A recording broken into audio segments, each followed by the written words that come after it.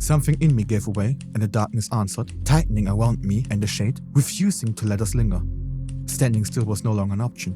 The ground beneath me felt like it was slipping, urging me forward, but toward what? There was no path, no direction I could trust.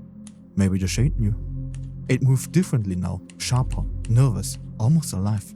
But fear halted in place, the same way it held me. Two reflections trapped in the same shrinking space, waiting for a choice neither of us knew how to make.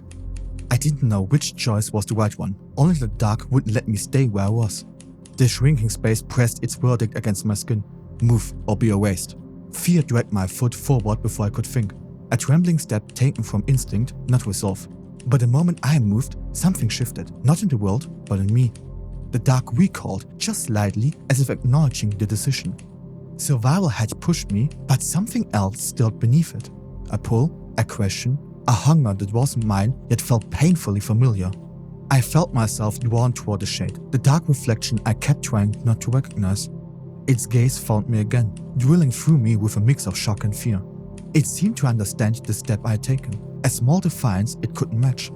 It remained frozen where I had been, trapped in the echoes of memories that no longer fit the moment. A version of me still caught in the past while the world forced the present onto my skin. The shade still cowered before the dark memories clinging to it. A sorrowful sight, because it should have been me collapsed on the floor of this place. The shade was born here, shaped by its nebulous mysteries, an echo that belonged more to the dark than I ever could. Yet a thought struck me, guide, not victim, not warning, guide. I froze. Where had that idea come from?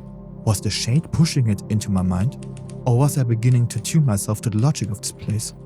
If I could use the shade, then maybe I wasn't trapped. Maybe this was the only way out. I moved closer to the shade. Each step echoed through the dark, as if the void might swallow us both if I hesitated.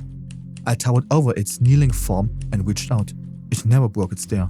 With every step I took, its expression changed, softening, steadying, almost relieved. I didn't know why, only that some part of me knew this was the right move. When my hand had touched its forehead, the darkness that sharpened it came alive.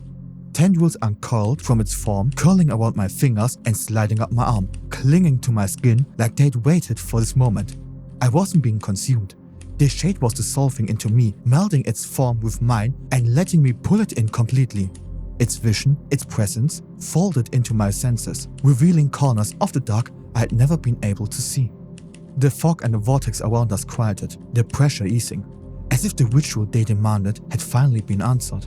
A path opened ahead of me, clearer than anything I had been forced along before. It felt like a lighthouse stripped of light, guiding me not with brightness, but with intent.